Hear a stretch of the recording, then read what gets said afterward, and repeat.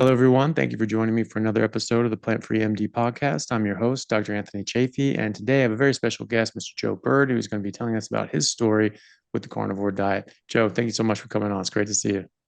Hi, mate. How are you doing? I'm doing great, man. How are you? I'm good. I'm good. Good. All right. For those who don't know you, haven't come across you, can you tell us a bit about yourself? Right. So I am a 32-year-old man who lives in England. I'm a tattoo artist. I like to keep fit, and I am 100 days into the carnivore diet. And Yes. Yeah, it's been a life-changing experience for me so far. I can truly say that. Mm. It's actually, when I look back, I've tried and failed to go carnivore on and off for many years. It was always something I was interested in, and I would try it, and I would give up, I would give in to cravings, and I would tell myself, oh, maybe it's not for me, or someone would tell me, oh, you shouldn't do that, it's not good for your health. It's too restrictive. And I would sort of go backwards and forwards between doing it for maybe 1 week, giving into cravings, binge eating, going backwards and forwards. And then I got to a point just over 100 days ago when, I guess enough was enough, and I wanted to who looks to do a dietary change is trying to change something about how they feel or how they look. Well, for me, it was how I felt and how I looked. I wasn't in my best shape at the time, but how I felt, I was, I was tired all the time. I was really not. I love my job. It's a passion, but I wasn't feeling that passion anymore. It was becoming a little bit of a drag. My concentration at work was just all over the place. I know people don't like this word, this term, brain fog, but like I felt like my brain, I was in a constant fight or flight mode. So like I just couldn't focus, and I just ultimately wasn't feeling as good as I knew I could feel. So yeah, I finally decided, right, okay, let's do Yeah. it. Nice. I think there's something going on with your audio. It's sort of coming in and out. Okay, And so it's really quiet, and then it'll come on normally, and then it'll go quiet again. 2 seconds.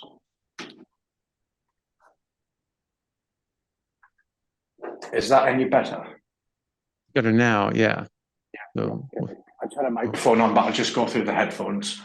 yeah. So it just sort of dips in and out, like it'll be fine, and then all of a sudden, like a couple words in the sentence will just dip out, and it'll come back on. So I'm not quite sure, but interesting.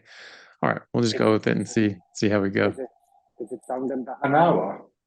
No, it was sort of muted, and then it sort of come off. It's almost as if your headphones are like trying to not pick up anything, and then when you start talking, it says, "Oh, he's talking now," and picks it up. I'll try. Maybe you can go off just straight your computer mic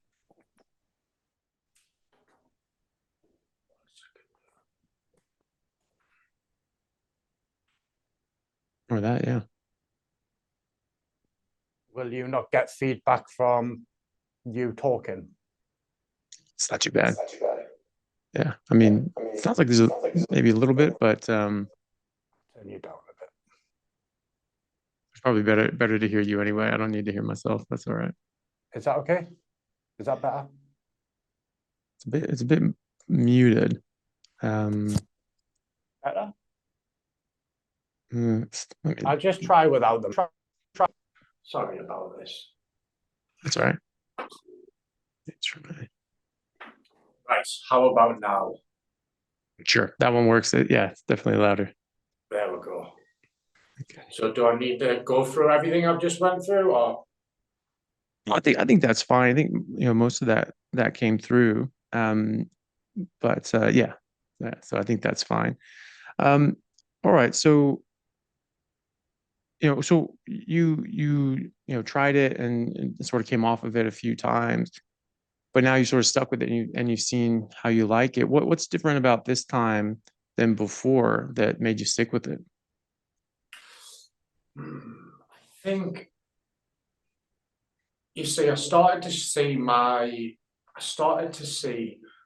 the way I was treating food the same way as I used to treat substances in my past. Mm, I've had problems with drugs and all sorts in my past, mhm, and I guess you have to sort of hit some sort of rock bottom sometimes. And mhm, I feel like I'd just got there where I just decided I wasn't feeling great. Some stuff wasn't going well in my life. I wasn't dealing with it well. And I guess I just really decided, right, I'm just doing it now, no matter what. I think the main thing this time around, which was different, was this time I went in with a mindset of it was purely for my it was purely for the mental benefits. It wasn't for the physical benefits. I actually even told myself, right, I don't care if I put on 5 or 10 kilos in this first 30 days. I'm sticking to it. I will eat as much meat, eggs, and butter as I need so I don't eat any other processed food or carbohydrates. And I think the other times I was trying to go in and use it as almost like a quick fix to sort of drop a little bit of weight quickly. mm. So this time it was purely for the mental aspects of it. And I think that's why I stuck at it. Yeah, that makes sense. And I mean, yeah, that's the thing too. And sometimes people focus on like just weight loss, and they maybe it doesn't happen as fast as they want, or maybe they lose some weight and they're like, oh, great. But they're not necessarily, because they're so fixated on the weight loss side of things, they're not seeing all the other benefits that they get from it.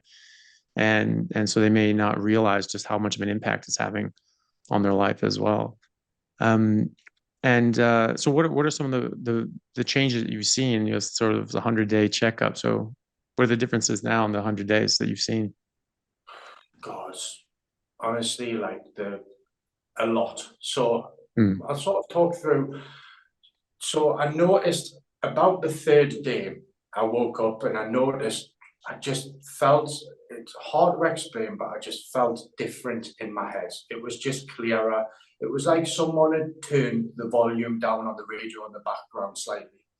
Not mm, loads, but enough for me to think, right, okay, this has given me something to keep on wanting to do. mm, Um, and I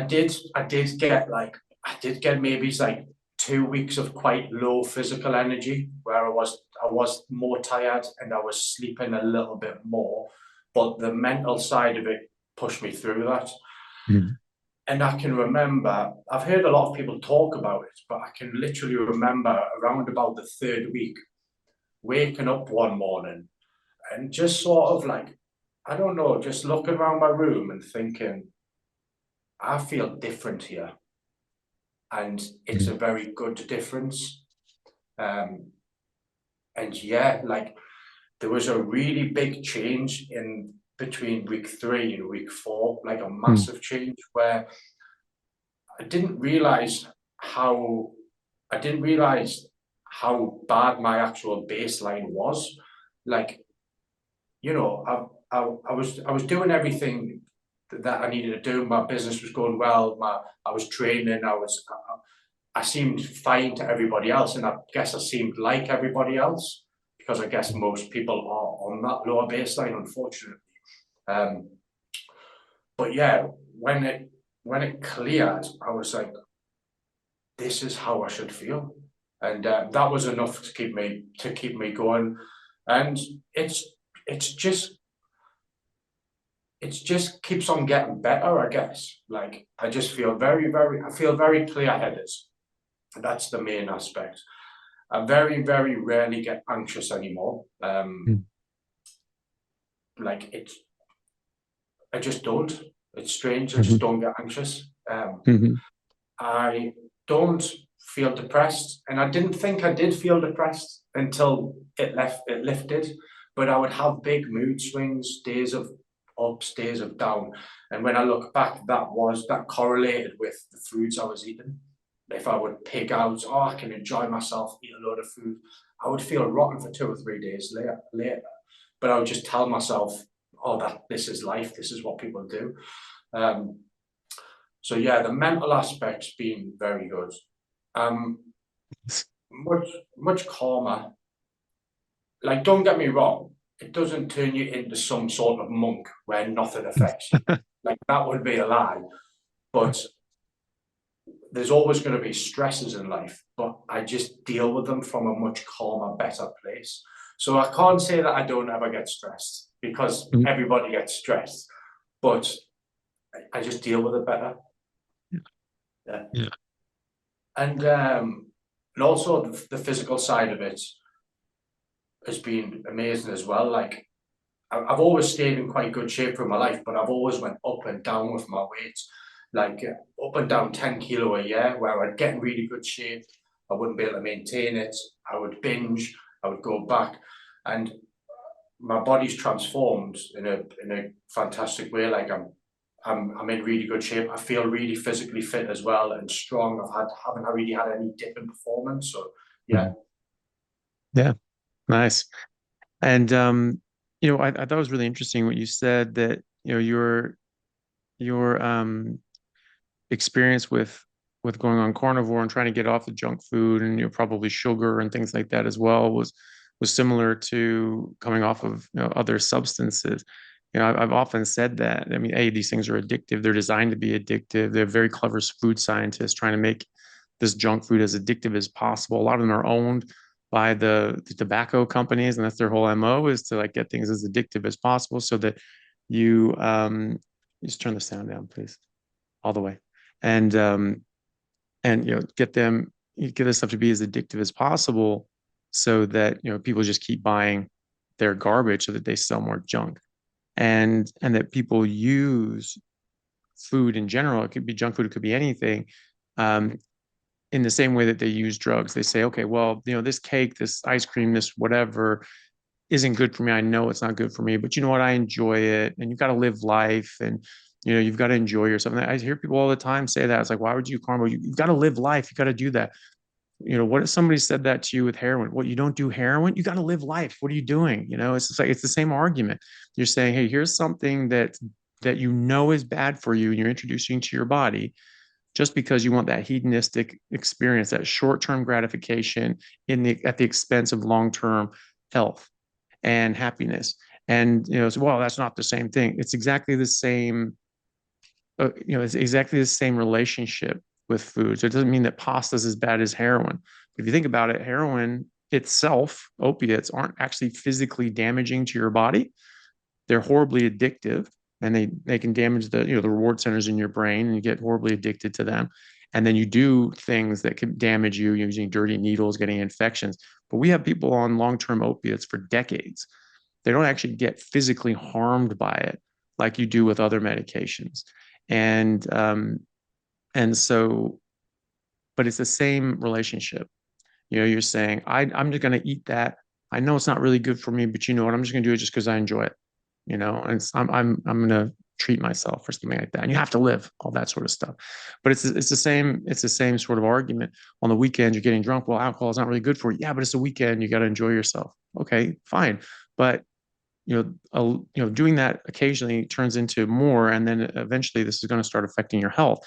And the exact same thing happens with this junk food that we're eating now, and just not eating as healthy. But it's that same relationship, saying, I'm going to do this. I know it's bad for me, but you know what? I'm just going to and it's flavor. You're not even getting high. I mean, what's the point of that? Something tastes nummy, like, give me the heroin. Like, I'll take that instead. Like, I would rather do something like that than like just have some chocolate or something ridiculous like that. I mean, who cares about chocolate? It tastes, moment on the hip, moment on the lips, forever on the hips, but also, diabetes and all these other sorts of things. So, I just thought that was quite interesting. I was wondering if you could talk a little bit about that.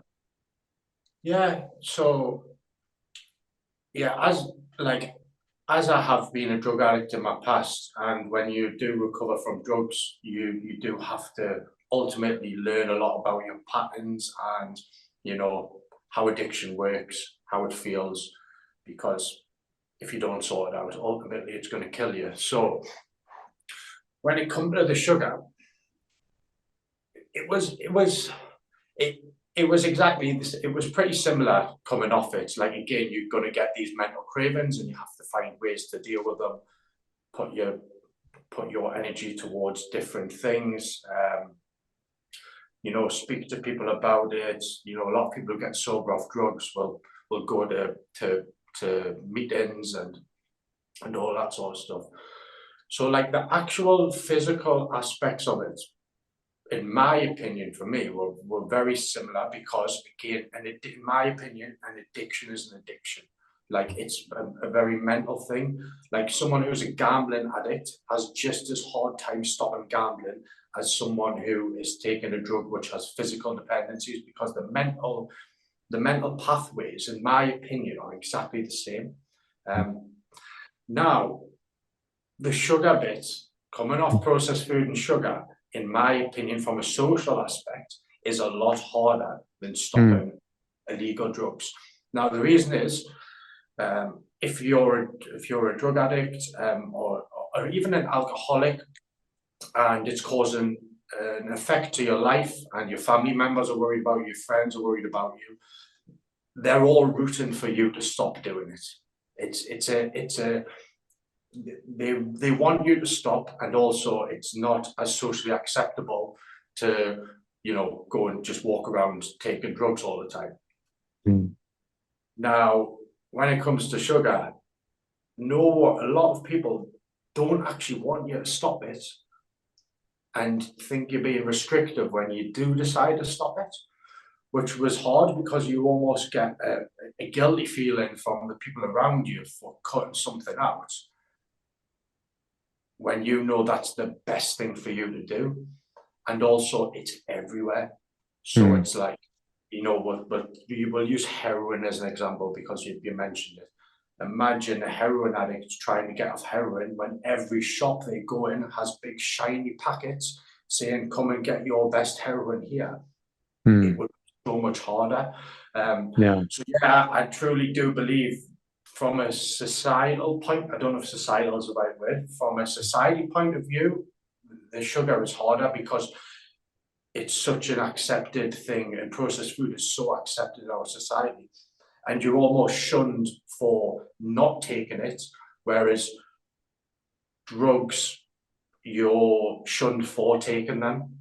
So it's like almost opposite, even though, in my opinion, the addiction is exactly the same. So yeah, it was hard from that point of view. I sort of kept it a little bit to myself this time round because I didn't want people to go, oh, you're being extreme, or all of this that you will get. Kept it to myself a little bit until I realized that I was going to stick at it, and then I started talking about it. I was lucky at the time. This time round, my ex-partner was actually very supportive of me doing it because she saw the positive impacts it was having on my life. So that did help, having somebody who was supportive in doing it, because there was times in the past when I tried to do it and my partner at the time would be saying, you're crazy doing that, don't do it, you're being too restrictive. And it's again, we'll go back to drug addicts. It would be very hard for a drug addict to stop taking drugs if everybody around them was still taking them. So I can understand why going carnivore and cutting out sugar and processed food is really, really hard for people to do when 90% of the people that surround themselves in is doing that and are telling you not to stop. Hey everyone, really happy to announce a new sponsor for the show and for everybody down in Australia, Stockman Steaks, who are delivering high quality grass-fed and finished pasture-raised beef and other meats, flash frozen and vacuum sealed to your door, something that I've been enjoying a lot of myself recently as well. They also have a great range of specialty items such as high-fat keto mince and carnivore beef and organs mince with liver, kidneys, and beef heart as well. So use code Chaffee today for a free order of beef mince or another specialty gift along with your order at stockmansteaks.com.au, and I'll see you over there. Thanks, guys. Well, I mean, that's sort of like those old school, like after school specials, the dare commercials, like with the peer pressure to do more drugs and things like that. And you're trying to say, hey, have them back off, or just addicts in general. I mean, there's some, it's not everybody, but sometimes it helps them feel better about their addiction and what they're doing if other people are doing it as well. So they'll surround themselves by people that do that sort of thing, and they'll sort of click into those groups. And you maybe don't talk about that with anybody else, and then you go to the people that it's accepted, and then you're more open about it because you feel you're not going to get a hard time about it. But also there's that was sort of the classic thing is if someone's an alcoholic, they'll want to pressure other people to have drinks with them so that they don't feel like they're just drinking on their own, because they really want to drink, and they don't feel as comfortable just drinking when no one else is drinking. So they try to pressure everybody else into drinking.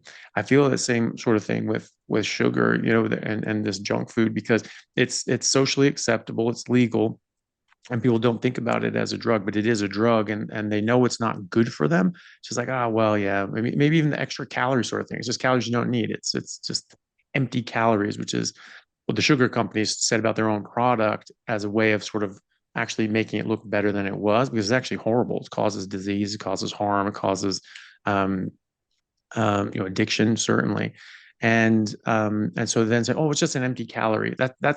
That sounds self-deprecating, but in fact, it's actually they're covering up a whole bunch of mess that sugar is responsible for.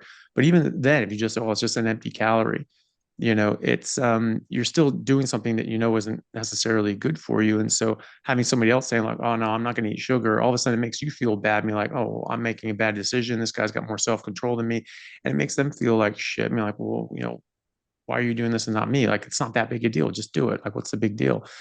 And that's sort of and you sort of have to ask them, is like, are you trying to convince me or you? Like, if you don't think this is a good idea, maybe you should stop. And if you don't care one way or the other, like, why do you care what I do? you know but I think it is sort of like that. Fructose, I think by classical strict medical definition, fructose is a drug. It gives a strong dopamine response to the reward centers of your brain, the addiction centers of your brain, just like gambling, cocaine, heroin, meth, all these things. And other things can give a dopamine response. A lot of things give a dopamine response. It's about the volume of dopamine that gets pumped in there, and the excitatory fashion that has, or the excitatory effect that it has on your brain. If your brain cells get, when they're turned on, we're all getting low grade brain damage when we're awake. This is why we have to sleep. And turn these cells off, recycle these neurotransmitters, because it actually damages our neurons and our brain cells when they're on. And so that's why you have to cycle these cells on and off, and different parts of the same parts of the brain will sort of go on and off to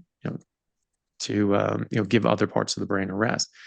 And so when you take something that's going to trip up dopamine or trigger more of a dopamine response, like cocaine and meth do, they keep those cells on and keeps this excited form on all the time, and it just can't go away. And so then you get the receptors start going down, because you're going to start damaging these cells and killing them after a while. So the receptors start going down. That's tolerance. Now you need more and more and more of that substance to get the same effect. And then when you keep doing that, all of a sudden those cells start to die, and now you need to take that substance just to feel human again, just to feel just like normal. You have to take something just to bring you up to that, because you're just so low when you're not on this stuff. And that's addiction, right? So that's when you're like a full addict, and you need this stuff at that point. It's not like you're doing this just because it's a party. It's just like, no, I don't feel well without this. And you have horrible withdrawals and all that sort of stuff. You get the same thing with sugar. There was a study in humans where they looked at MRIs, and they gave someone who didn't have any substance issues or metabolic issues. They give like an Adderall or something like that, some sort of amphetamine, and on MRI I looked and saw these areas of the brain just light up like a Christmas tree. Then they gave that same dose to someone who was addicted to methamphetamines, and that area just barely twinkled, barely showed up. And then they gave that same dose to someone who was metabolically sick, a sugar addict, etc. Same barely twinkle as the methamphetamine addict. So this kills the same areas of the brain as meth to the same extent as meth. Over time, it may not be as quickly as meth, but we don't actually know one way or the other, but we know that it does. There was a study in mice years ago that they did where they had two little paddles, and they trained the mice, and one of them would give them food when the light goes on. One will give them food, the other one will give them a little pellet of cocaine, but they can only get one.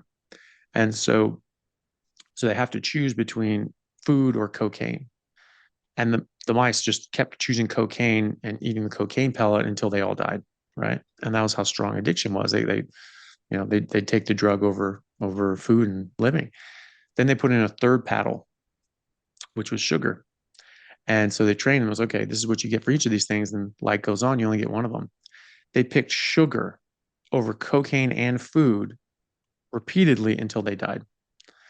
So sugar was more desirable to the mice than even cocaine. That's how big of a response it can give, and how the reward centers, be it taste, be it dopamine, whatever, they're so strong that the mice, following their base animalistic instinct, were picking the sugar instead of even cocaine, which they picked over food.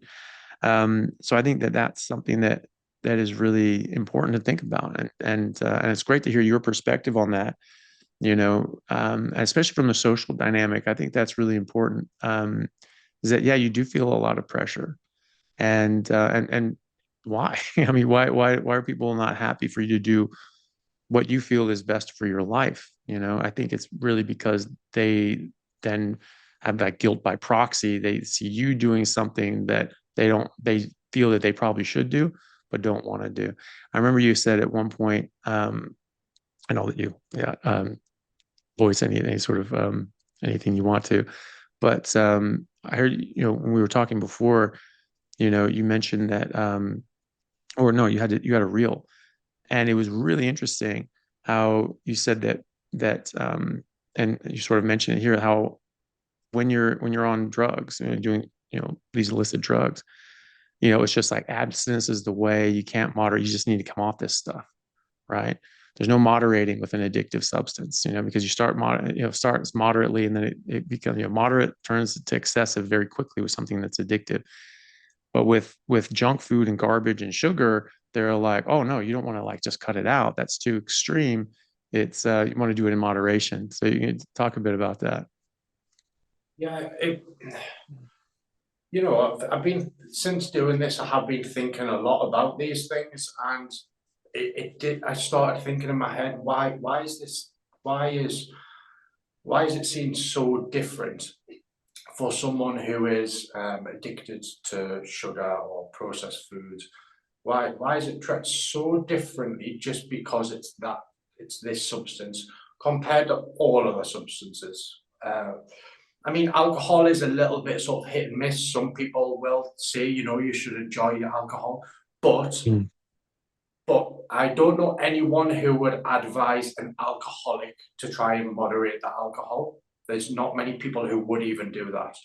No one would try and ever advise a drug addict to just moderate their drug use, because ultimately it only ends up one way.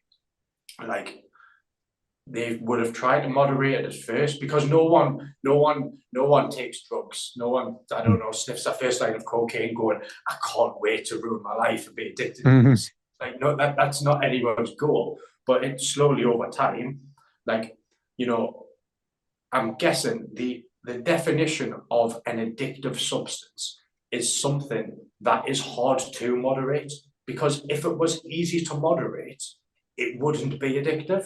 Like, Mm. moderation and addiction don't really sit well together, in my opinion. I could be wrong, but so, I agree. and we know that ultra processed foods and sugar is addictive. Like, it is that you cannot deny it. So why Mhm. is it so differently? Like, it just doesn't make sense to me. I'm a maybe sometimes too logical. I think about things very logically, but it just didn't make sense why, like, you have one thing, you have another thing, you have exactly the same addiction. Why people are telling people to treat one thing in one way and one thing in another way. And Mhm. I will say, I don't think everybody is an addict. So there is them people who can go out and enjoy a few drinks on a weekend, and it can potentially benefit their social life better, and they will never become alcoholics. There's some people who, I don't think there's many, there's some people who can go out and take illegal drugs once a month and enjoy it and not become addicts. But there's, in my opinion, there's a lot of people who are addicted to processed food and sugar. Like, it just shows as the from look at the general populations. Like, if somebody gets lung problems and they're a smoker, you will say, right, these lung problems have came from your addiction to smoking. That would be what most people, I guess, would say. So I'm guessing the side effects of being addicted to sugar and processed food is being morbidly obese and having diabetes. In my opinion, you don't get them without some sort of addiction to these substances, because Mm. if you weren't addicted to them, when you realized you were getting these health problems, everybody would stop. Nobody, you, I might offend some people saying this, but I don't genuinely truly believe that there's anybody who wants to be of an unhealthy weight. People might try and convince themselves that they're happy like that, but just in my opinion, and again, I don't want to offend anyone, but I do truly believe that people don't want to be overweight and people don't want to have diabetes. They've got there because they can't control what they're putting in their body. And if you can't control what you're putting in your mouth, even though it's affecting you in certain ways, in my opinion, that is addiction. Mm. So, so why do we tell everybody that you've just got to moderate your sugar, even though you're addicted? It just doesn't make sense to me. Mhm. And yeah, it's I see it time and time again. People telling, like, people who are overweight and are trying to lose weight, just enjoy yourself a little bit on a weekend. Have yourself one treat a night, and they will stay motivated for a little bit, and they will do their exercise and reduce their calories, and they'll lose a little bit of weight. But it always just goes back to square one most of the time, and in that way, that did for me as well. Mm. So yeah, I think the way people treat food and tell people to eat food is I personally don't believe it's right for for the vast majority of people. Again, Mm. like I said, there is some people who can moderate, and that's fine. If you can moderate and you can take these things and not affect your health and you want to do that, that is great. But don't treat everybody like they're moderators when it's so evident that people aren't. Mm. Yeah. No, I totally agree. And the thing is too is it's a bit different because we're told to limit draw or not even do drugs. Like, hey, look, this is something you really need to be careful with. I know alcohol, as well, smoking. They're like, hey, look, this is bad for you. You're gonna have it. You need to cut down. Or alcohol as well. Even you'll have friends. You might be going out with them on the weekend, and that's sort of the nice thing about sort of when you start breaking from the norms in your group. People will say like, "Whoa, hey, what's going on?" Like maybe it was funny in medical school. One of the lecturers said we're talking about alcohol and alcoholism and how you gauge if someone's an alcoholic. And there's different scoring things. He's like, okay, how do you know if someone's an alcoholic? And someone's tried out like, oh well, there's this scoring system, whatever. And he was just like, well, the real world it tells do they drink more than you? It's just like well, it's obviously, I mean, you're a doctor for God's sakes. Obviously, you're not going to be an alcoholic. So like, whatever you're drinking, if they're drinking that much or less, then that's totally fine. Like obviously he was joking, but that's how sometimes people can see it. And so like, let's say you're going out on the weekends and you have a group of friends and you're going out, Friday, Saturday, whatever. But then all of a sudden you start like going out on Tuesdays and they're like, oh, okay, maybe an odd Tuesday here and there. But then your friends like see it now it's a Tuesday and it's a Thursday and it's Tuesday, Thursday, Friday, Saturday. And then there's all of a sudden there's like, day drinking on Sundays and things like that. Your friends are going to, or you might have a word with you and it's like, hey, you might want to reel that back. I mean, this is starting to affect you. It's starting to get a bit out of control. You need to sort of have that sort of limit on that. So you have these sort of societal limits even on that. And then obviously the hard drugs, the illicit drugs, people would just be like, "Ooh, yeah, really, really shouldn't do that." And you're told and you know that that's supposed to be limited. With processed food, I mean, we're being inundated with people telling us that it's fine. That's not bad for you. It's actually, no, it's actually good. Oh, it's even better for you. All these processed seed oils, it's better for you than meat and animal fat. Oh, all these studies say it's heart healthy. Yeah, I can tell you exactly how much, you can take that study and $5 and get a drink at any bar in town.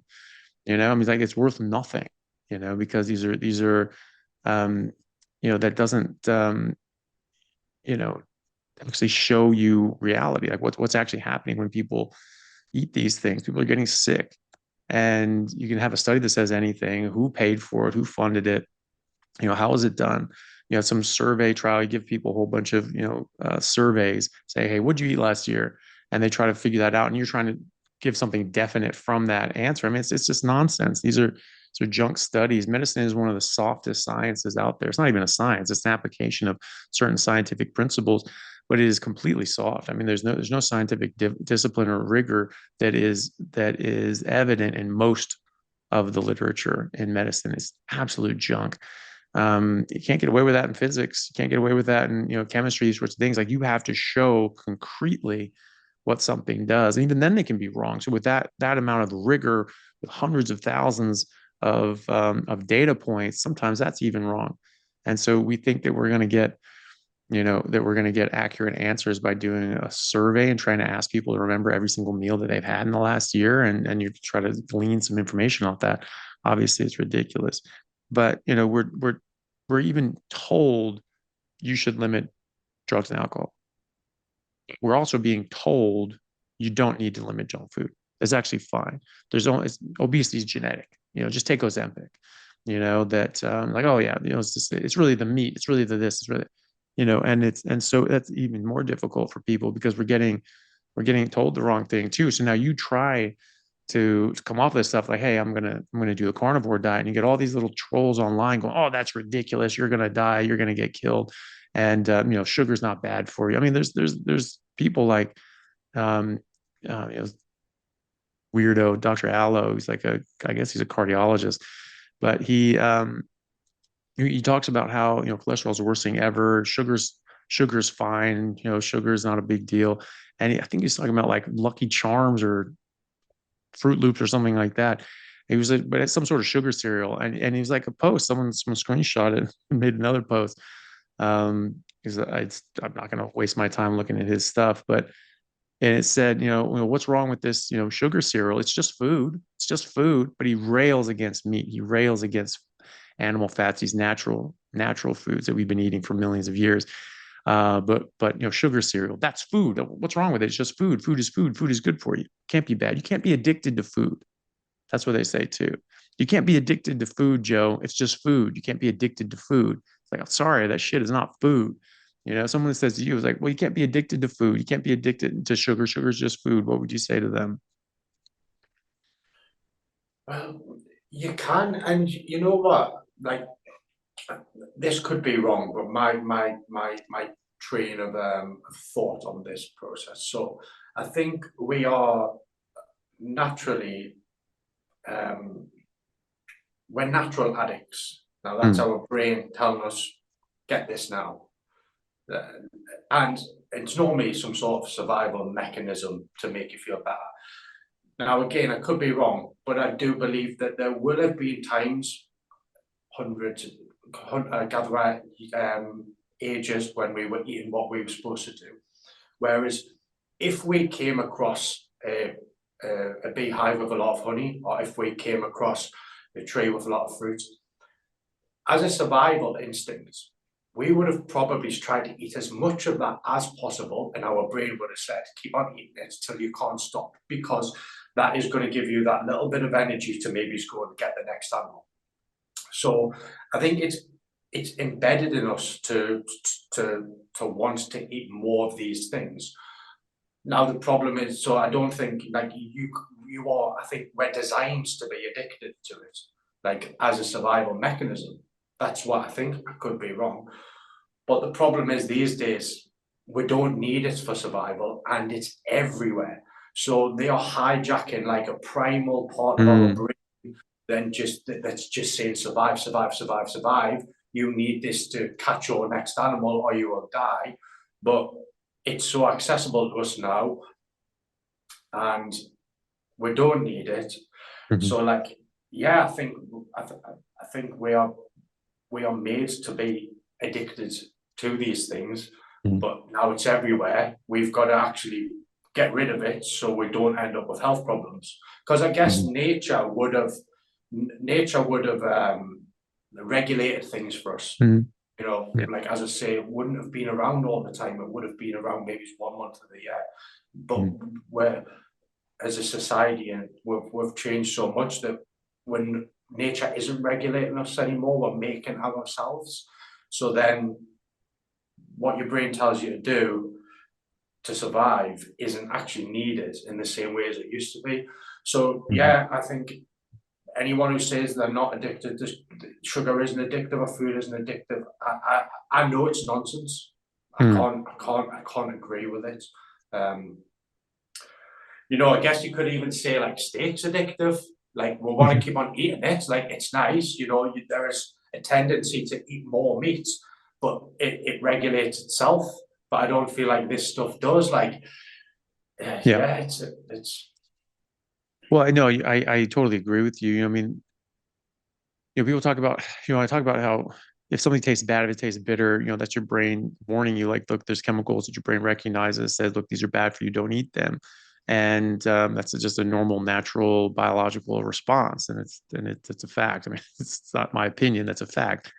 And I said, well, but, kids will eat, give them junk food and they'll just eat that. So obviously, that disproves that theory. It's like, well, no, that's not what I said. I said if it tastes bad, then there's a problem there. I didn't say if it tastes good, there's no problem there. It's just if it's bad. We have these things that are designed to taste good.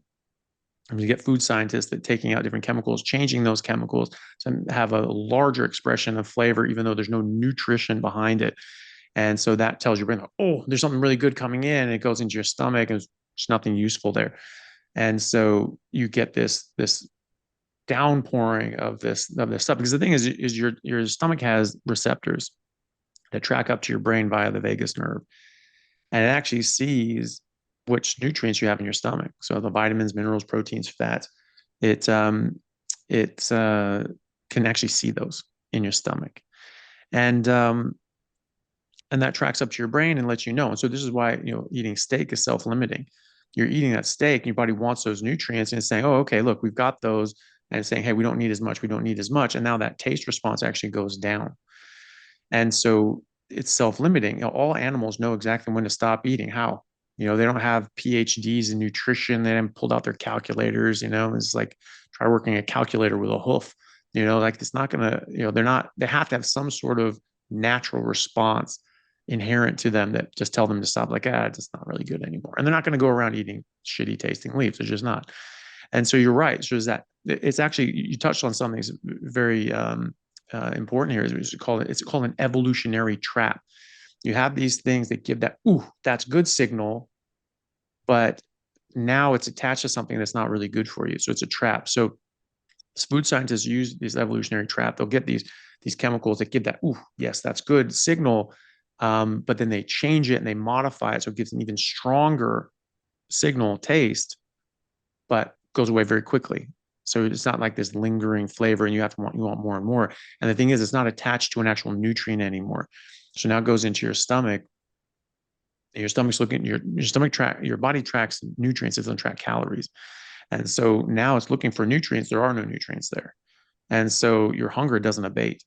And so that big taste signal, it just keeps coming and keeps coming and keeps coming. Where if you're eating a steak, that taste sensation goes down and down and down until it doesn't taste good anymore. And I'm sure you've noticed that. And I encourage people, you eat fatty meat until it stops tasting good, because it will stop tasting good. And that's how you know that your body's had enough. Junk food, processed food that is designed to be addictive won't stop tasting good because there's no nutrition behind it. So for that flavor to go down, for that flavor expression to go down. So they're taking advantage of this evolutionary trap. It's just, ooh, that's really good, but there's no actual payoff. So you keep getting that hit. Also, sugar again is addictive. we'd find this in fruit, we'd find this in abundantly in honey. The fruit that we're eating now is very different than the fruit that existed 10,000 years ago, 100,000 years ago. I mean, even, a few hundred years ago, some of these fruits have been radically changed. And as you look at, people can Google this, you just look at the origin of the original banana or the original mango, the original avocado, what these things were bred from. Usually a massive seed and very little, pulp meat, the fruit part that you actually want. Uh, and like bananas, just tons of seeds. There's not just much to eat there, and because that's the plant wants to move the seed, they don't. That's the drive. We wanted the sugar, so we cultivated these things to have more sugar, or things like tomatoes or avocados, whatever, to have more of the part that we want. So we bred these things selectively. And a lot of the sweeter fruits have a massive increase in the amount of sugar that they have, 5, 6 times more or more of sugar in them than they would than their natural counterparts would. A little crab apple that would be natural out there. They're pretty sour. They're not very sweet. Now you get these golden delicious sort of things, which aren't delicious at all. They're usually mealy, but they have a lot of sugar in them. A lot of these things will have sugar in them, and so we've designed these things to be much more sweet. And instead of, like you said, only being available once a month, 1 month a year, or a few weeks out of the year, these things are ripe, and it's going to be self-limiting because there's only so much of it. It's only around a certain part of the year, and it's not anywhere close to as sweet. It might not have even been all that interesting for people to eat back then. It's not going to be like getting a mango now. Original mangoes were very fibrous, not very sweet at all, and a big seed, and mostly seed in there. So, like they wouldn't have been as attractive as they are now. And they certainly weren't available like they are now.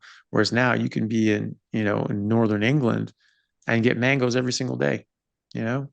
And why the hell is that? So obviously that's that's going to be a departure from how we would have normally eaten. And people can knock it all they want, pretend all they like, but what a species has been eating the longest is what is best for them, flat out. Well, we figured out through technology that this. No, we haven't. No, no, no. That's just yours. That's just your assertion. It's wrong though. What we've been exposed to the longest is what is best for us. That's a fact. That's a biological fact. And people deny that. They're just science deniers. They're just denying biology, or they just don't know.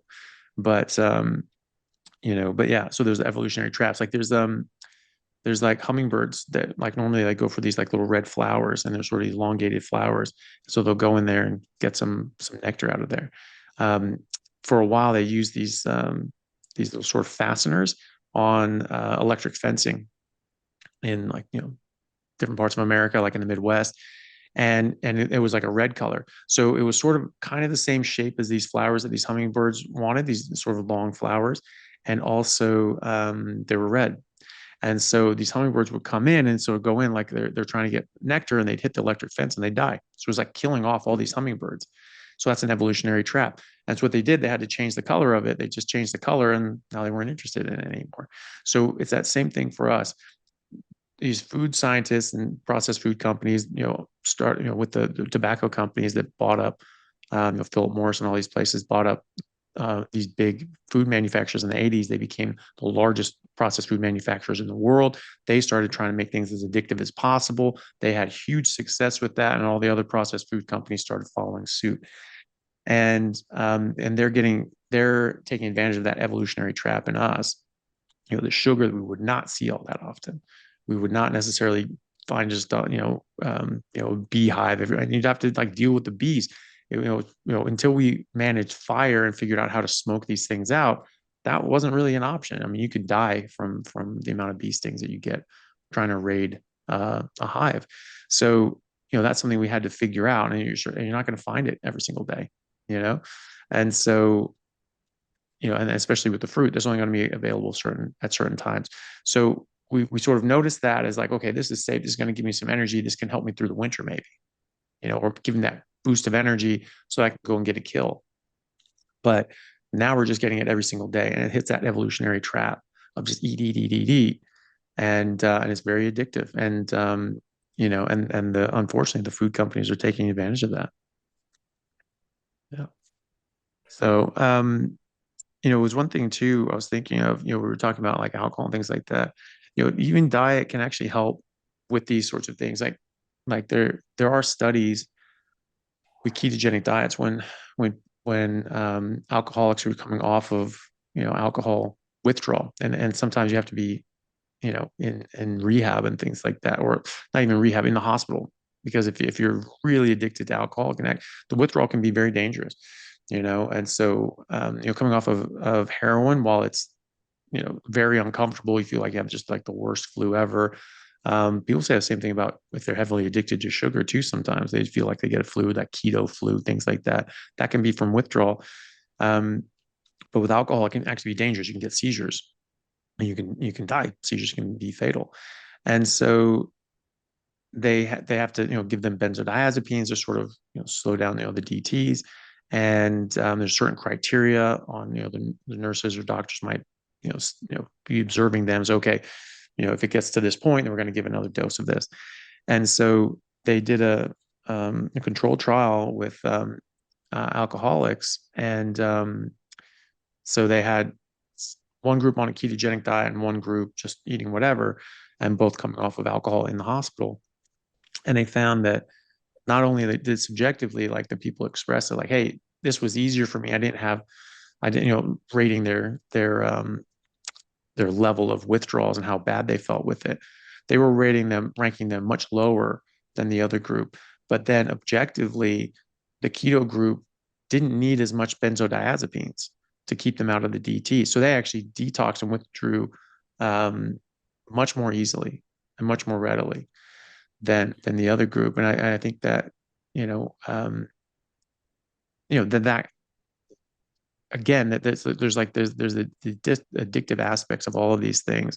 And we start getting rid of one, it becomes easier to get rid of the others. And also your brain sort of working a bit better, you're a bit more clear, and you're like, yeah, I don't actually need this other substance to play a role anymore. I'm actually good without it. Yeah. Yeah, I actually find that it's like this way of eating is almost, I mean, I personally think it could be very beneficial for a lot of addicts and ex-addicts when it comes to drugs for the reasons that you said, but also like as a relapse prevention, because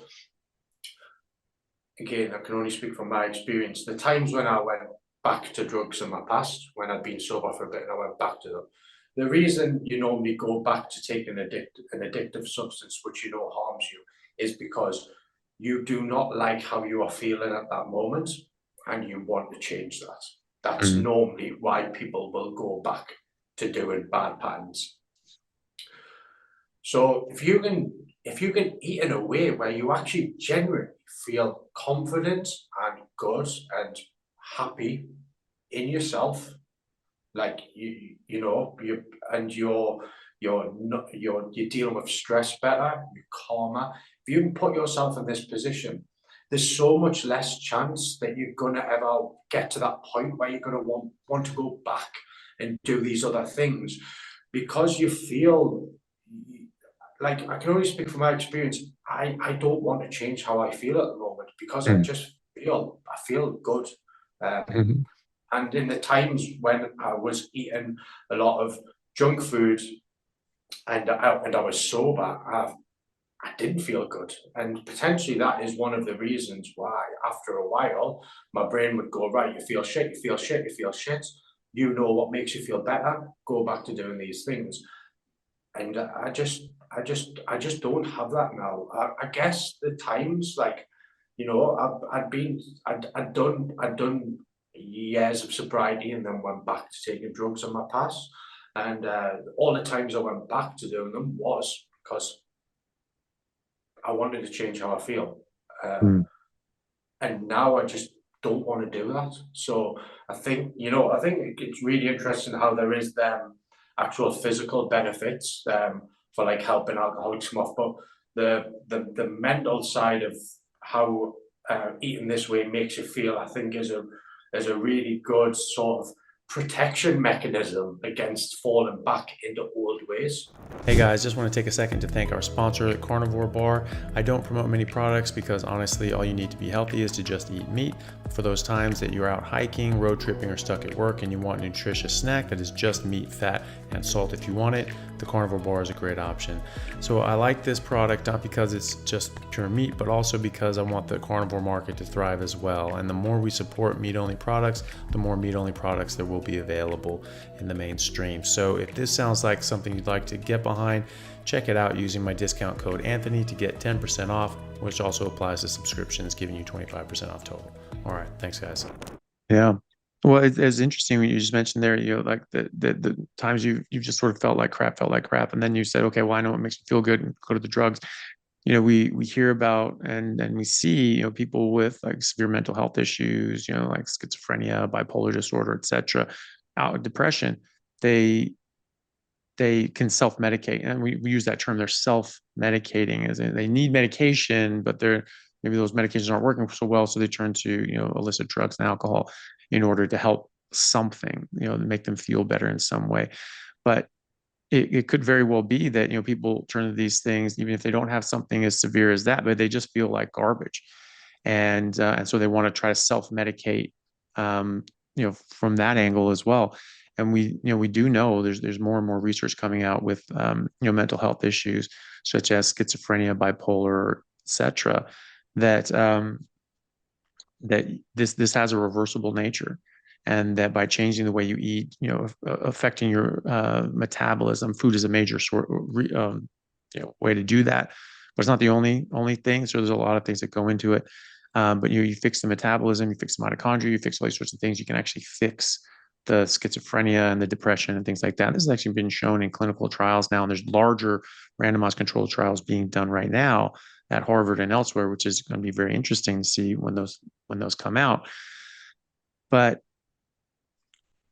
that's largely a consequence of food, and that's damaging your metabolism well. So we're changing the food, we're changing the diet, that helps the metabolism, that helps your mental health issues. And you have this large expression, something like schizophrenia, bipolar disorder, where there's a lot of people that are homeless because they can't function with their mental health disorder. And there's a young man named Matt Bazuki. His parents own Roblox. That video game is hugely popular, and so they're very wealthy. But he had very severe bipolar disorder, and he came onto the podcast to talk about it. And he couldn't function, and he had all access to all the best healthcare and all this sort of stuff, all the best doctors. They're all just like, look, this is just treatment resistant. This is just who he is. You're just gonna have to learn to accept him for who he is right now. But that's easier said than done, because I mean you can accept somebody, but watching somebody that you love hurt themselves, and he would self-medicate. And so he was using illicit drugs. He would go out and he'd be on the streets, and he'd be gone for months, and that's very dangerous, and you could be very hurt by that, maybe not ever show up again. So imagine a parent having to deal with that, and dealing with a child that's just, you don't know where they are, you don't know what's going on, but you know that they're in danger, and you know that bad things are happening. And they got him in front of Chris Palmer, who's professor at Harvard and doing all these big studies in psychology and mental health with ketogenic diets and metabolic issues, and it sorted him out. He's off medications, he's normal functioning. He's working with his parents, and he's a bright guy, and he's doing really, really well. But that was the thing. Now he feels good. Now he feels great. He doesn't need to self-medicate anymore, you know? And I think that's a really key point that you touched on, is that you don't have to have schizophrenia or bipolar to feel like crap and want to self-medicate, and just do something to make you feel better. And drugs and alcohol are a normal thing, but also so is food, and people comfort eat. And so that I feel like crap, I'm just going to get a big, bucket of, ice cream or something like that. I'm going to do something that I know is bad for me, but you know what? I feel like crap, and I just need to treat myself because I need to self-medicate. And it's that same relationship, it'd be the same relationship as if someone said, I feel like crap, I'm stressed out, I need a drink. you know I'm stressed out, I feel like crap, I need some ice cream. It's exactly the same relationship. And because you feel like crap, you go and you try to self-medicate. I think that's a really, really, really good point you made. Yeah, it's it is. You know what? Like, I don't think it's the only. I don't think it's the only reason, but I think our food is a big reason. But you know, you say you don't have to have like bipolar or schizophrenia to change yourself, but I don't know so much about Australia, but especially the UK. The suicide rates are just crazy, and then they're rising, and and you know, so many people are on antidepressants or just depressed. You can tell by speaking to them, they're just not enjoying their life. They're existing. They're not. And a lot of these people don't drink and don't take drugs. So Mm, it's like, and I know there's multiple factors, like, you know, your exercise and your sunlight and your things and screen time and all that. But I think a lot of it is down to people's diets. I genuinely do. mm, I only say that because I know how much it affected me. And I guess if one thing can affect one person, why would it not affect others? So, like, but again, it's really hard because people are demonized for trying to change their diet. mm, Like, you know, this mental health thing is a big thing, and you want people to talk about their mental health problems. And yes, people have traumas and things go wrong in their life, and which will cause problems and depression. But I think people are missing this big elephant in the room where it's like, yes, you know, a lot of people go through traumas and mhm, people go through hardships in their life, and they can lead to depression. But I think if you're already in such a bad place, if you're inflamed, if you're not looking after your body, it's going to become so much worse to the point where, you know, you do get your mental health disorders. Whereas if people take a like if people actually genuinely look at their diet and try and sort it out and start feeling better about themselves, the things that may have potentially made them depressed mhm, may not make them depressed anymore. I guess it's all like a slight, like, I've been reading a book recently, the obstacle is the way, and it's all mm, about your perception on events. I guess nothing's positive, nothing's negative. The way one person sees one thing could be negative, and the way that another person sees it could be positive. And I guess it's the same as one person could say, "I am depressed because this has happened, and this has happened, and that's why I'm depressed." Now, if that person got the hardware working properly, like their brain working properly, their body working properly through eating a proper diet, I believe that can change your perception on things and could mhm, help with many people's mental health problems and depression and anxiety by fixing the hardware to be able to deal with life better instead of just not dealing with it and then just being depressed. Do you sort of mm, get where I'm coming from with that? mhm. Yeah, yeah, definitely. And yeah, I think that it's when we see people have, severe problems with something, we certainly see people have addictions. I mean, it's the same thing. Like you said, like if something's going to affect you this way, why wouldn't it affect other people this way? I mean, that's how we use medicine. That's how we use drugs. We use alcohol. We know you drink alcohol, you know what you can expect. But we're sort of being gaslit. We're told that what people are experiencing, what they're seeing, and when they're eating junk food, when they're eating sugar, and what they're experiencing, the changes they get when they stop, that's not really happening. No, that doesn't do it. No, no, no, no, that's not it. No, you don't get high when you do cocaine. It's an anesthetic. That's people use it to numb things up. You're crazy. That's sort of what's going on now. We're just being told that what we are experiencing in our own lives and seeing with our own eyes is just not actually happening. That takes some balls, like to tell people that.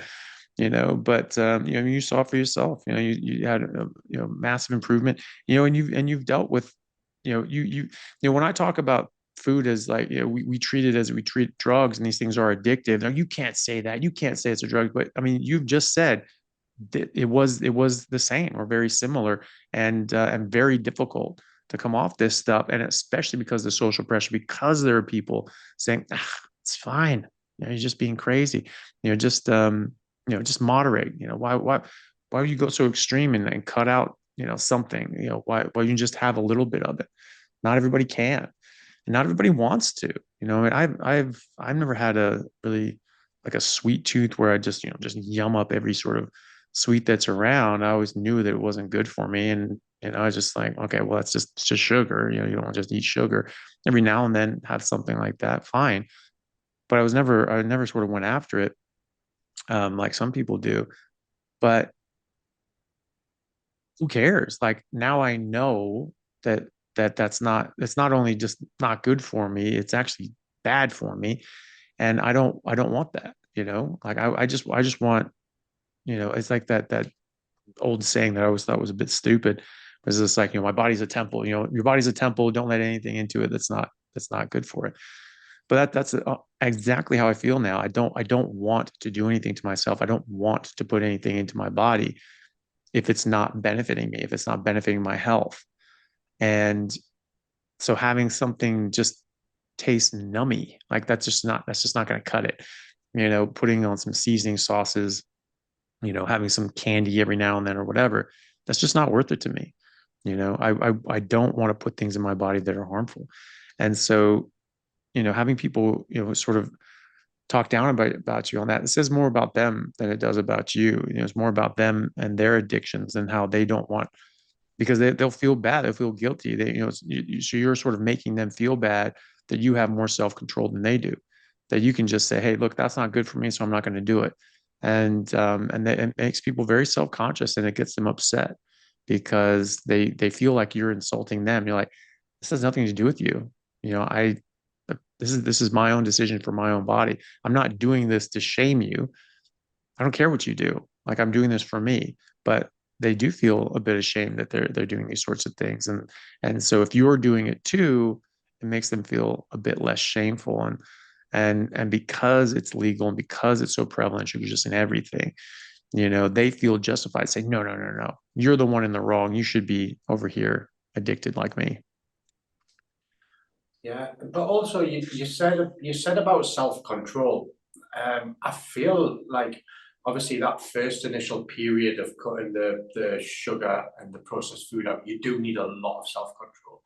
But for me, once I've got past that slump of the first, this has been I use significantly less self-control on a daily basis now than I did when I was actually trying to moderate things, Mm, because like you're giving yourself that little bit every so often. And for me personally, that takes a lot more self-control than just no longer desiring it.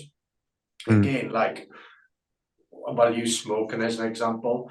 You have one person who stops smoking and they don't smoke anymore. Most people who get to that point, they'll stop desiring cigarettes past a certain point.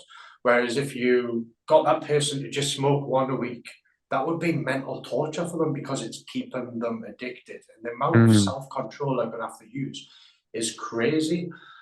And now I feel like I just don't even need to use that self control anymore. As you said, mm, for me personally, the desire to do all of these things, like the sweets and the sugar, which controlled my life for years, it has disappeared. I do not see that stuff as food anymore. I work in a tattoo studio, and uh, people are always advised to eat a lot of sugar when they get a tattoo to keep the blood sugar mm, levels high. But I don't do that anymore. But obviously, there is sugar around all the time. I try and tell people not to, but people have to do what they want to do. But there would have been a point when I would have been eating little bits of everyone's food each day. Now I look at people eating these bags of sweets, and it just there's not part of my brain that goes, I want that anymore.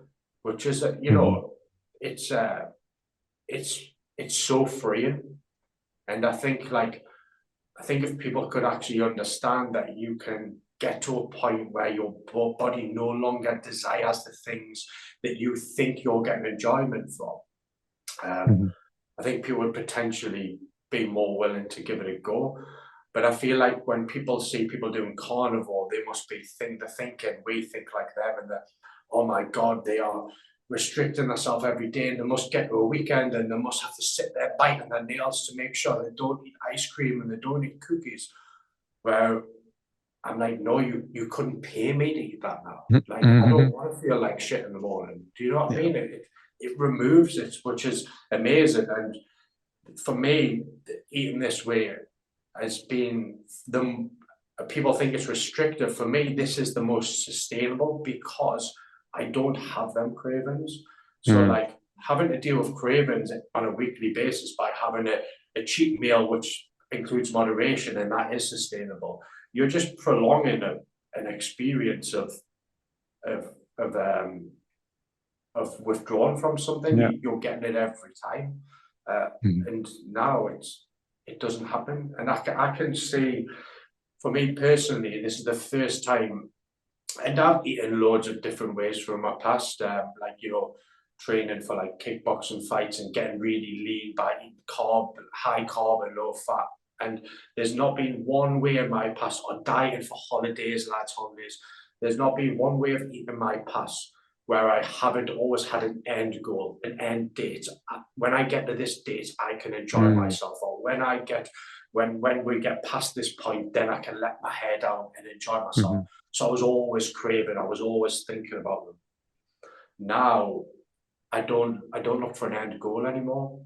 I'm I've never been as satisfied and as content in a way of eating where I get excited to eat the food that I love to eat every day. I get to eat steak every single day.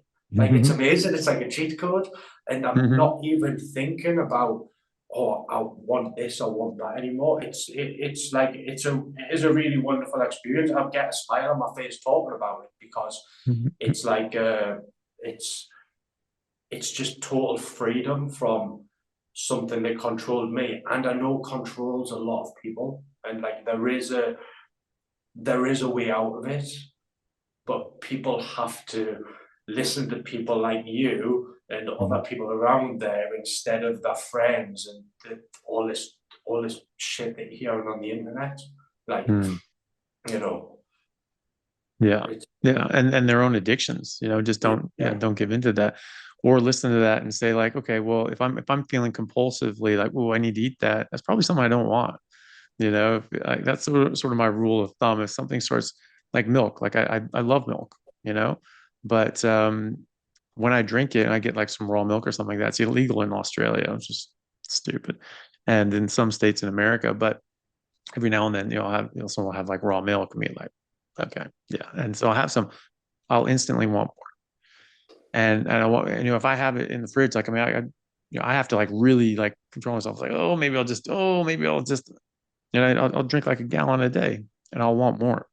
And so, looking at that and saying, well, this is something that's causing a bit of a compulsion for me. That tells me that that's not something I want. That's not something I'm going to want to have. This sort of this compulsive nature to it. And so I want to avoid those sorts of things. So I use that in that way. I don't give into that sort of thing and be like, nope, nope. If there's some sort of compulsive aspect to this, it's not what I want in my life. And why addict yourself to something? Like my dad told me about that too. He said he only had, he only tried cigarettes, like, a couple times. And one time, like he had a friend of his had these like, no filter Lucky Strikes. And this was back in like this, was it, 60s or something like that. And and he just had one. He had it, and he was like, "Whoa, no, that's good. That's like too good." And they're like, "Oh, okay, you want more?" And he's like, "Nope, absolutely not. I don't need that. Don't need that in my life. I don't need to know that exists and that I like it." He's like, "Absolutely not," because he didn't want to. He didn't want to end up. He's like, "What's the end goal here? Are you going to be like, okay, I'm just going to start smoking, and that's just going to be my life now, or no, I don't want that to be my life. Okay, then don't start in the first place. That's sort of good and enjoyable. Yeah, well, that's something you need to avoid." And that's sort of what I do too. I totally agree with you. Cheat days, it's just a way of re-addicting yourself and keeping you addicted. And you go through the entire week just with all these cravings, just fighting against it. And then as they start ebbing down, you get to the weekend, and it could be gone shortly after that. Now you're re-addicting yourself and you're having it more. And you tend to binge more when you have those cheat days. Oh, it's my free day, I can just have whatever. So if you were going to do that, you'd at least limit, okay, no, I'm going to have a small portion just on these days or something like that. But it's, it's really best not to do it at all. But then because then you're re-addicting yourself, and now you're going through those cravings all throughout the week, and you just sort of, instead of just getting over it in 2 weeks, you're done. And that's like the difference between people that actually quit, or like people that like quit smoking. Eventually you have to go cold turkey, and studies have shown that cold turkey has a better success rate. Eventually you're gonna have to, even if you get down to one cigarette a day, eventually you're gonna have to stop. That's cold turkey, right? And so it might as well just be now, and you get over it. It takes 2 weeks, stuff's out of your system, and that's it. And then there's other people, I think we all know people like this in our lives, that they've been quitting smoking for like 20 years, you know. And my uncle, he was a great guy, but he smoked for a long time. And since I was a kid, he was trying to quit. He was trying to quit. He's like, oh, he's just cutting down, trying to quit. I don't think he quit until I was probably my late teens or 20, something like that. He finally got off the stuff, but he was literally trying to quit for 20 years, you know, or thereabouts. But, that's the thing. You just have to stop. If you want to get rid of some addictive thing, you got to stop. And that goes for processed food and junk food and sugar as well, because it is addictive. It's the same stuff. Um, I was going to ask as well. So you're a tattooist. You're actually quite a well-known tattoo artist. How has this affected you? Like you said previously, you definitely didn't get support from your loved ones, but now you have a partner that is a bit more supportive. How has this affected your Ex-partner, work? sorry. Sorry, go on. No, no, it was my ex-partner who one of them was Oh, supportive okay. and one of them isn't. Oh, But gotcha. Gotcha. it was my ex-partner who I was with, who was actually, I think, potentially still on Carnivore as well. But Okay. yeah, we parted ways. But yeah, she was very, very supportive of it, which is a good Oh, feeling. oh, that's good. Yeah. Okay. So that's good to have that sort of support. But how has that been, being in the industry that you're in? Like you're saying, it's just sugar everywhere.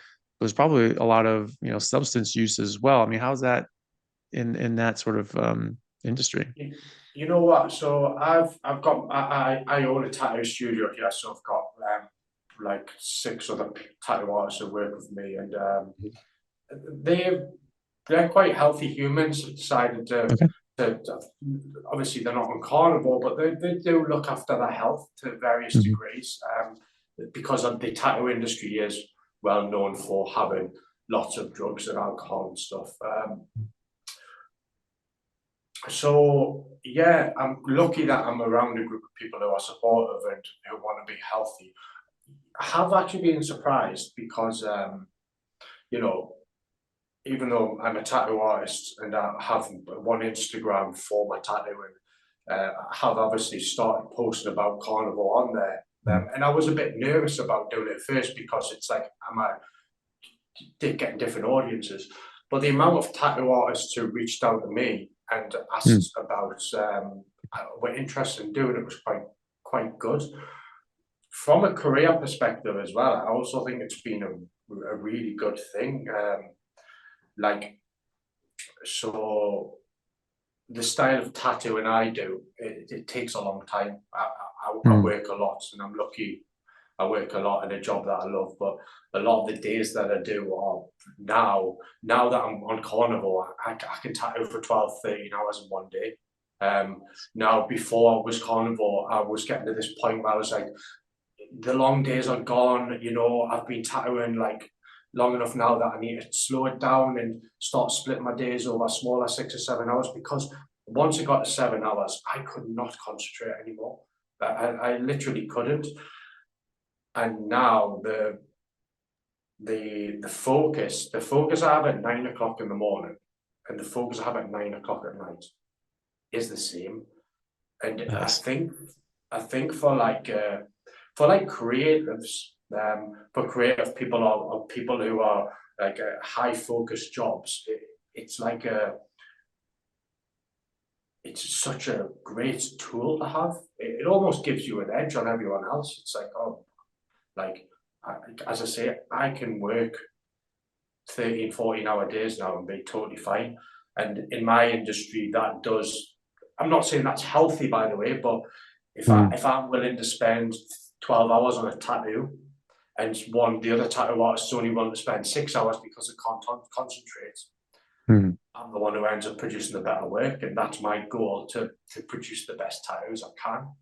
mhm, So yeah, from a career perspective, it's been really beneficial, and I have noticed an increase in me personally, my quality of work. I think is getting better because I just have more energy. I can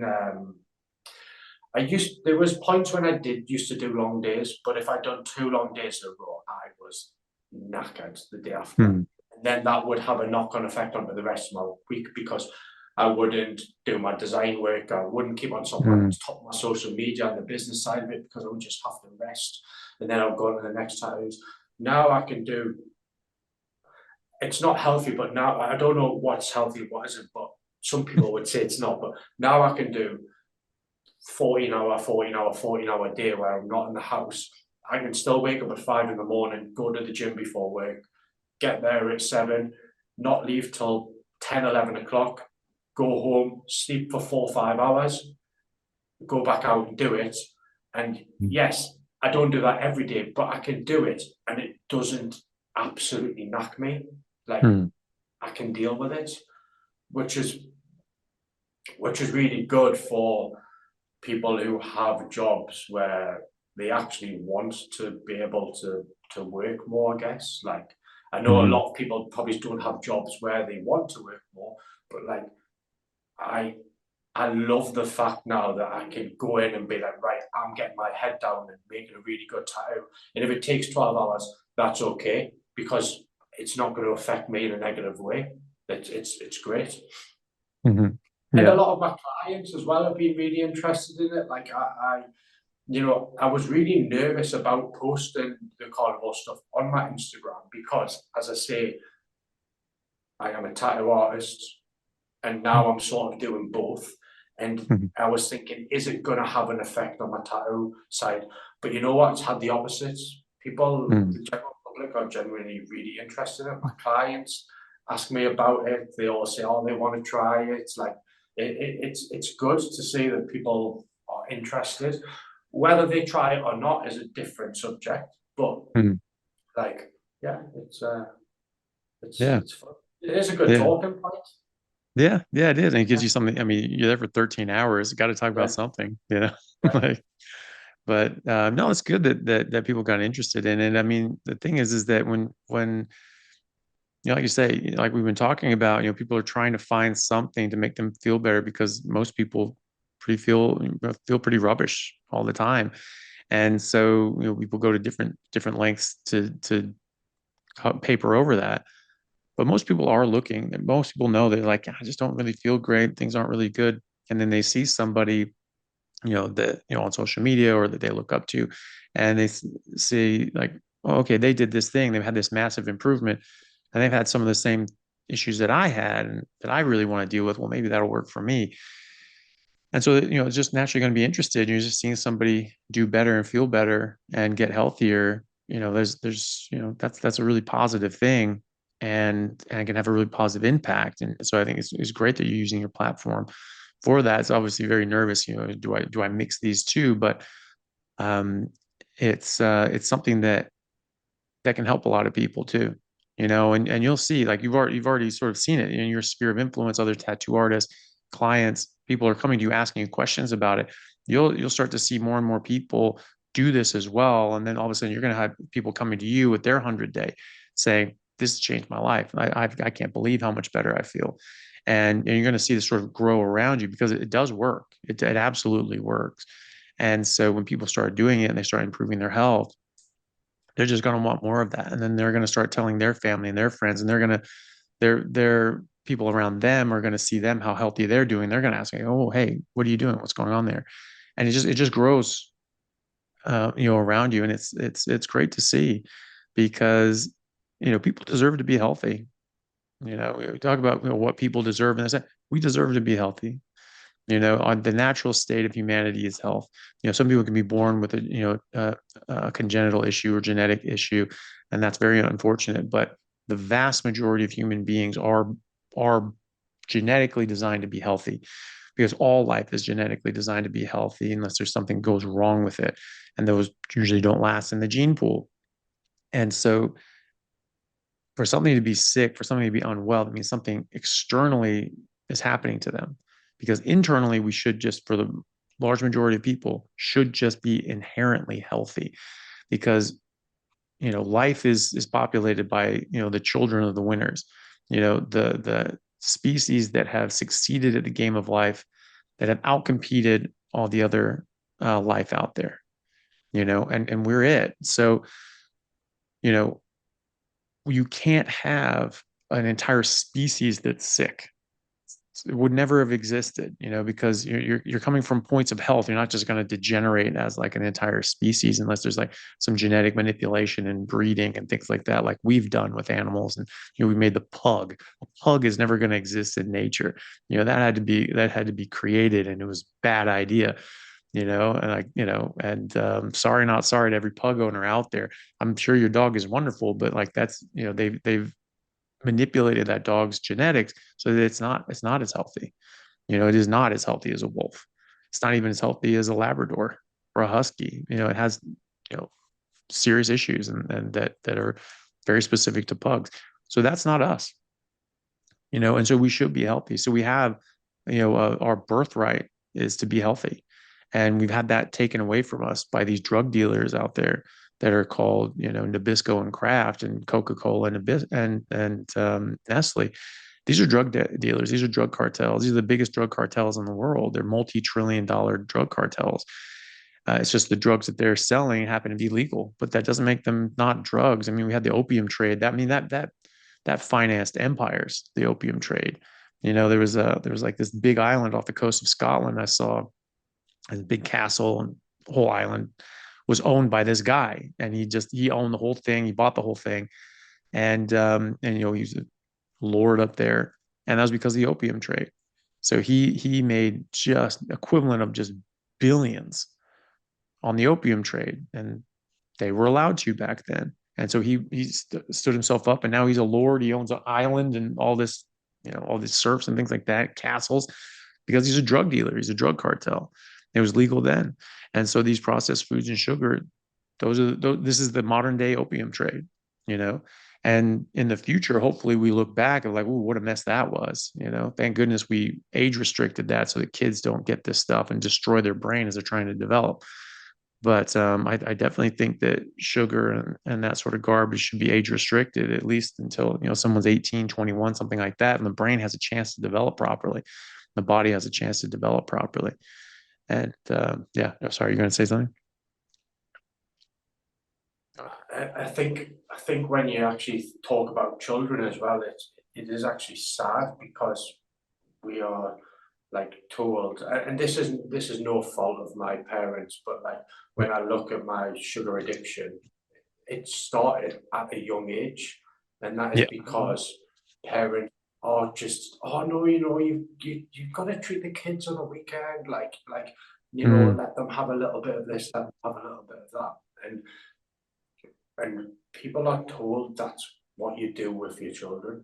Like I mm, don't personally have kids, but like I see a lot, like oh well, they're a child and they're being good, so give them this, because and they're rewarded with processed mm, food and sugar.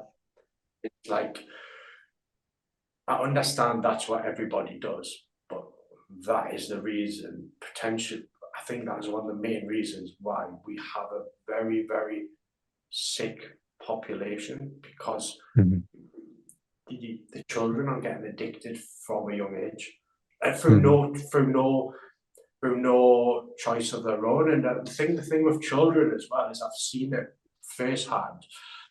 They're pure little beings, and what you see things affect them so much different. Like you see things affect a child a lot more than you do an adult. And I've mm, seen children without sugar and being nice and calm. and just like still a kid, but like a kid. And then I've seen the same child with sugar, weekends with, and that they're a different human being, and we are people just think it's fine to do that to your kids. Mm. And if you don't do that to your kids, you're that restrictive parent. I can't believe you're not letting them enjoy themselves. It's like, You don't let them do meth. I unfortunately, mean, what's wrong with you? Yeah. yeah, like unfortunately, you are setting your child up for a potential life of addiction. And as we were saying before, how the sugar and processed food has affected people's mental health, you could be setting your child up for mental health problems. Like you probably Yeah. are, and it's sad because that child doesn't know any different. Yeah. Like, so it's the parents who are deciding to actively do that. Do you know what I mean? Mm. But I don't. Again, I think it's a big societal thing. I think a lot of people don't don't research this stuff and haven't went out the way to learn about these things and even dismiss it and don't have the education like this, haven't listened to the sort of education that you provide and other people provide. So when they do these things and they give their kids certain foods, they're not doing it from a bad place. They're just doing it because that's what they know. But I think we should start teaching people that like no, that is not good. Um, yeah, Yeah. Well, I totally agree. Like there was was a rock star, was a British dude. It might have been like Eric Clapton or something like that. Anyways, it was some big name that you know of, and had drug issues and very bad drug issues. And I remember seeing like a documentary about him. I can't remember if it's Eric Clapton or anyway, doesn't matter. Um, and they were talking about like, well, you had a problem with drugs. Like when did the drugs first start? You started doing drugs here and here. And he said, no, my first exposure to drugs, my first problem with drugs was sugar when I was a kid. I was really addicted to sugar. People don't, and he was calling it out. He's like, no, the first drug I was addicted to was sugar. This was decades ago that he said this, you know? And it's just like, he's like, it's the same thing. I was really addicted to that. And then, I went to these other addictions, but it was the same addiction. I was just still getting this dopamine high, this hit that I needed. And that was what he first got addicted to. So he was saying that he does, from the sounds of it, it sounded like he thought that he probably wouldn't have been as interested in doing, the hard drugs or the other hard drugs, if he hadn't already been addicted to sugar. And so he wanted to keep perpetuating that addiction, you know. Yeah. I 100% totally agree, and that was exactly the same for me. And Mm. as I said, when I got off drugs and I didn't ever want to go back to taking them, that is one of the things that led me to carnivore. And I was like, right, I was having to sit down with myself, and I was like, right, okay, right, let's get to the start of the problem. Why did you ever want to take drugs in the first place? What was the reason for that? For me, it was because I was a really unconfident child, and drugs give me that little bit of confidence to, Mm. that I wanted at that age. The unconfidence came from being an overweight child, and that came from a sugar addiction. Mm. That's the truth.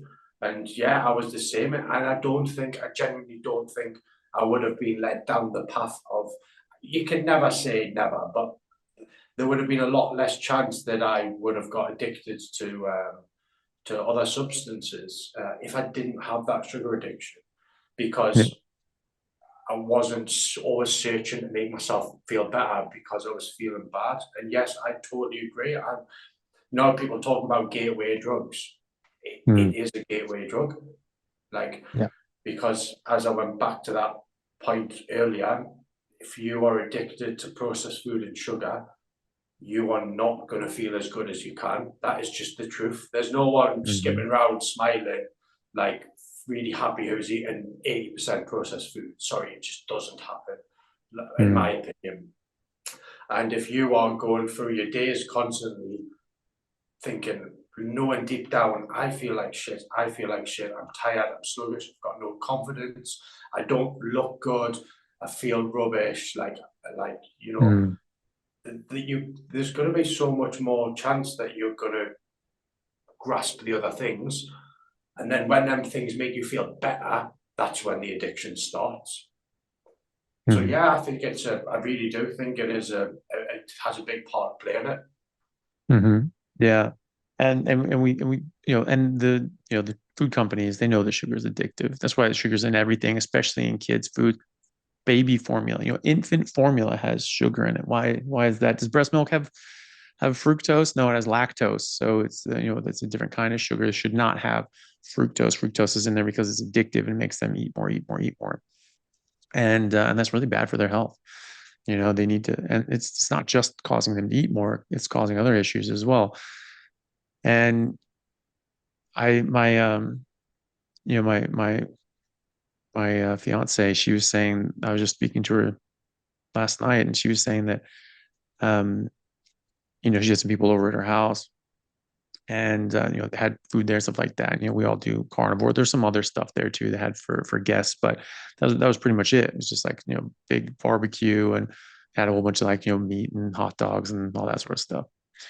And one of the kids was a child of one of her friends, was started just throwing an absolute fit.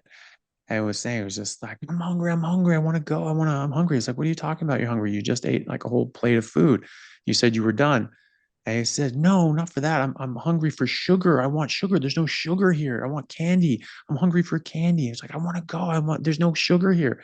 It's like, Jesus. And yeah, Elle, my fiance, she was saying, she's like, yeah, I was just shocked. He was absolutely freaking out because he's just so addicted. And it's just like how, she was just wanted to like point this out to her friend, saying like, how do you not see how addicted your kid is? And how bad this stuff is. And he's freaking out. He's just throwing an absolute fit.